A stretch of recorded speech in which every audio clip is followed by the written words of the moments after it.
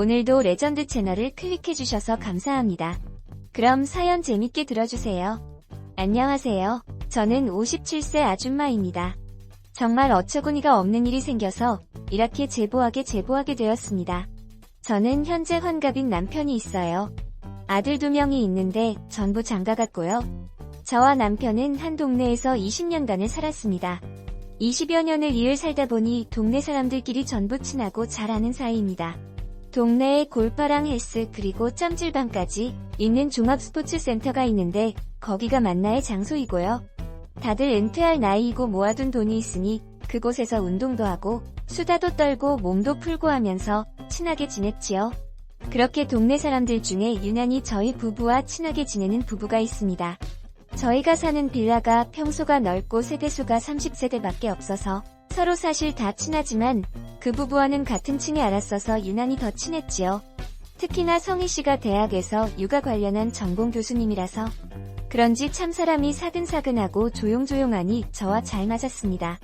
오히려 저와는 반대인 성격을 가지고 있어서 더 친하게 지낼 수 있었던 것 같아요. 성희씨 남편분은 저희 남편과 취미가 같아서 둘이 잘 어울리고 저희처럼 친하게 지냈지요. 물론 스포츠센터도 같이 다녔어요. 성희씨를 알게 된 지 10년 정도 되었는데 한 1년 전부터 제 연락도 피하고 스포츠센터도 안 나오더라고요. 뭐랄까 은근히 저를 피하는 느낌이었습니다. 엘리베이터에서 마주쳤을 때도 제가 무슨 일 있냐고 물어봤었지요. 연락도 안 받고 운동하러도 왜 안 오냐고요. 그럴 때마다 성희씨는 그냥 바쁜 일이 있어서 그렇다면서 구체적인 대답을 피하더라고요. 내사 무슨 잘못한 게 있나 했습니다. 그렇게 성희씨가 저를 피하면서 저와 성희씨는 멀어졌고 부부끼리의 만남도 횟수가 적어졌지요. 그런데 참 이상한 게 같은 스포츠센터에서 친하게 지내는 아줌마들이 저한테 와서 물다리고요. 자기야 요즘 남편이랑 사이는 어때? 자기한테 무슨 일 없지?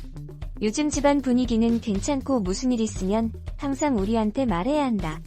꽁꽁 숨기지 말고 힘든 일 있으면서 다 털어놔야 해 우리가 도움 줄 수 있으니까 라고 말안하거나 또는 땡땡씨 그 소식 들었어? 성빈네 부부 남편이랑 골프 프로랑 따로 만나거. 남자들이 이렇다니까? 우리 잘 생각해야 해 남자들 바람나는 거 가지고 너무 충격받으면 안 돼. 알겠지? 땡땡씨 마음 여려서 내가 걱정된다. 아 물론 땡땡씨 남편이 바람핀다 니은 건 아니고 그냥 하는 말이 거 알지? 라는 식으로 갑자기 잘 살고 있는 저를 무슨 일 있는 사람 취급을 하거나 아니면 제 남편이 바람이라도 핀 것처럼 가정을 해서 저에게 말을 걸더라고요. 그때부터 느낌이 좀 이상했습니다. 뭐랄까 저도 모르게 저에게 무슨 일이 생긴 것 같았기 때문이었지요. 분명히 나만 모르는 무슨 일이 생겼구나. 이 사실은 스포츠센터 아줌마들은 다 알고 있구나 생각했습니다. 그래서 운동을 하면서 은근슬쩍 아줌마들한테 제 속마음을 이야기했어요. 성희씨가 나랑 그렇게 친하게 지내더니 요즘 도통 연락도 안 받고 소식이 뜸하나 나한테 뭐 화났나 싶기도 한데 통 왜 그러는지 모르겠다고 했어요. 그런데 이 아줌마들 제 이야기를 듣자마자 표정이 싹 굳더니 서로 눈빛 교환을 하더라고요. 그러고서는 버벅거리며 성희씨가 무슨 일이 있겠지 신경 쓰지 마 자기야 그래 경쓰지 마 라고 하는데 누가 봐도 무슨 일이 있는 게 분명했지요.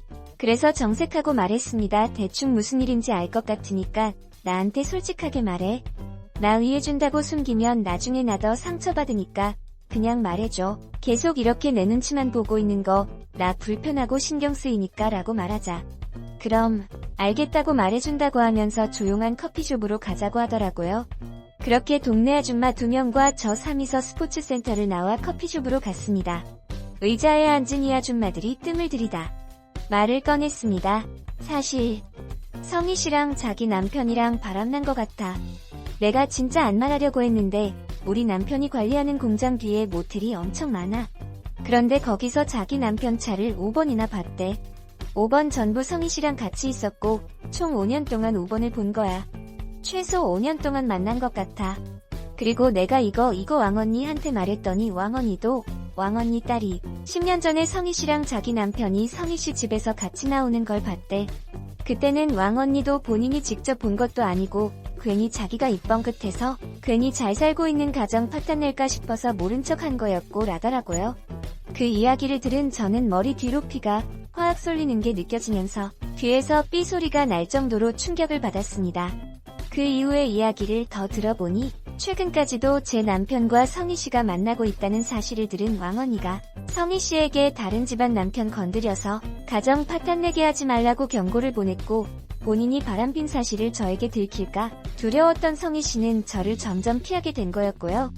얌전한 고양이 부뚜막에 먼저 올라간다더니 그렇게 조용하고 사근사근한 척하는 여자가 뒤에서는 제 남편과 쥐도새도 모르게 바람피고 있었습니다. 너무 화가 나고 두 연놈들을 팍 쭉 여버리고 싶었지만 정말 가까스로 감정을 자제하고 차근차근 이혼 준비와 복수를 준비했습니다. 남편 핸드폰은 잠겨 있었고 모든 남편 관련 서류들에는 잠금이 걸려 있어서 증거 수집하기가 쉽지가 않았어요. 타 블랙박스도 웬만한 기록들은 다 초기화되어 있었고 그렇게 불륜의 증거에 잡지 못했나 싶었습니다. 세상에, 잠금 화면이 풀리고 바로 바탕화면에 들어간 겁니다. 정말 천만다행으로 네이버도 자동 로그인 기능이 있는 상태였고요. 메일이나 클라우드를 뒤지면 뭔가 나오지 않을까 해서 봤는 디귿. 아무것도 없더라고요. 그렇게 절망적인 순간에 혹시나 하고 네이버 채팅인 밴드에 들어가 봤습니다. 밴드가 절 살렸습니다. 그 여자와 불륜의 증거가 그곳에 전부 있었던 것이었습니다. 대부분 성적인 대화에 그렇게 조신해 보이던 성희씨.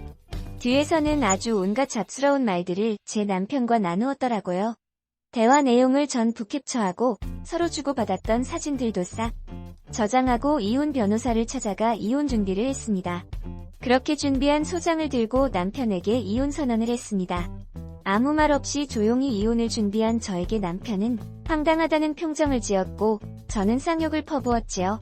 준비도 철저히 하고 세어나 갈 틈을 안 주었으니 남편은 변명도 못하고 그냥 입만 벌리고 있더라고요. 야, 너 내가 모를 줄 알았냐? 너 성희씨 아니? 그 미친년이랑 10년을 만났더라. 양심이 있냐? 너가 그러고도 사람이야? 동네 사람들 너네 바람난 거 싹 알아. 20년을 산 동네에서 내가 너 때문에 얼굴을 못 들어. 얼굴을 창피해서 살 수가 있어야지. 내가 이혼 소송으로 끝낼 것 같지? 지구 끝까지 따라가서 내가 받은 충격만큼 너 힘들게 해줄 거야. 아니, 바람을 펴도 같은 동네 사람, 그것도 옆집 여자랑 10년을 나 몰래 만나? 기가 차서 나 네 소식 듣고 쓰러질 뻔했어. 너는 그냥 빈털터리로 남은 여생 보내라. 그 여자랑 보내던가, 알겠냐? 아참, 너 이제 그 여자 남편한테 눈탱이 밤탱이 되도록 맞겠다. 라고 하면서 소장을 얼굴에 확 뿌렸네요. 그리고 성희씨, 아니 그냥 집에 찾아가 초인종을 눌렀습니다. 그 여자는 안 나오고 그 여자 남편만 나오더라고요. 그 남편한테 딱 말했습니다.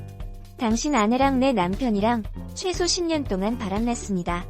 나도 황당하고 기가 차서 한동안 말문이 안 나오더라고요.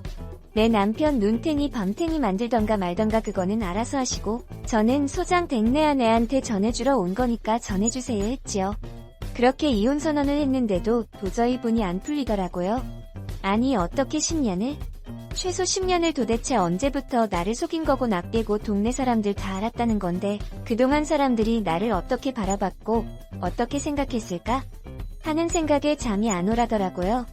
그래서 복수를 시작했습니다. 상간녀가 강의한다는 그 학교에 찾아가 상간녀에게 고소한 소장을 보여주고 당장 해임시키라고 깽판을 쳤지요. 그 과학과장까지 찾아가서 당장 징계위원회를 안 열면 가만히 안 있겠다고 아는 기자 동원해서 이 학교에서 어떤 교수가 강의를 하고 있는지 실체를 밝힌다고 했습니다. 그러자 징계위원회를 열 테니 진정하라면서 저를 달래더라고요. 그런데 징계위원회에서 결정한 거는 해임도 아니고 정직 3개월이더라고요. 불륜 교수가 학생들 앞에서 강의하는 게 말이 됩니까?